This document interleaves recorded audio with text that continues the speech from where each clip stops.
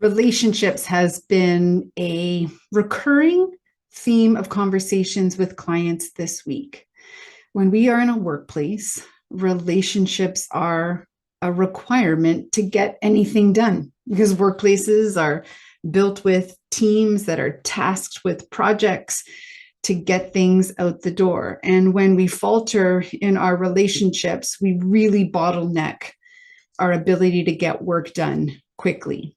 So, one of the things that we can count on in our relationships is the effort that we put in towards them.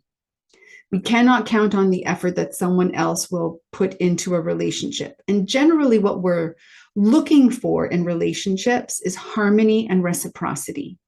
In the workplace, sometimes we can get stuck with we have to be friends in order to be able to work together. And that becomes a barrier because pretty quickly we discover we aren't friends with everyone at work. Now, does this mean that we can't be genuine, caring, kind, compassionate? Only if we choose not to be. So when we want to flourish in our relationships in the workplace, we have to mind our mind. When we aren't friends with someone, it's very easy for us to take someone else's behaviors and label them with a lack of character, making a fundamental attribution error. And when we label a lack of character, that person doesn't care about the job, they're lazy, they're an asshole, they steal recognition. So we tell very terrible stories about that individual's character. Then what ends up happening is in our mind, we cannot work with them. Everything that they do is an attempt to slight us. We start to take everything they do as a personal attack on us. And then we may find ourselves even gossiping about this person. And we've become incredibly toxic to our workplace environment. So what is the solution?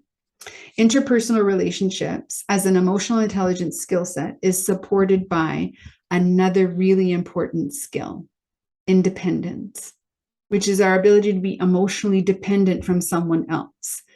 And what does that actually mean? It means don't take things personally. So when someone in the workplace that we are not friends with behaves in a particular way, says something, don't attach to it being about you. It's pretty rare that another person is spending their time thinking about you and ways in which to undermine you or sabotage you. It's rare.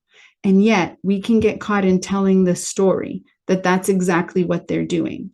They're trying to steal recognition of our work. They're trying to sabotage us. They're trying to make life difficult for us. As soon as we hear ourselves telling those stories, we have to recognize our ego is at play.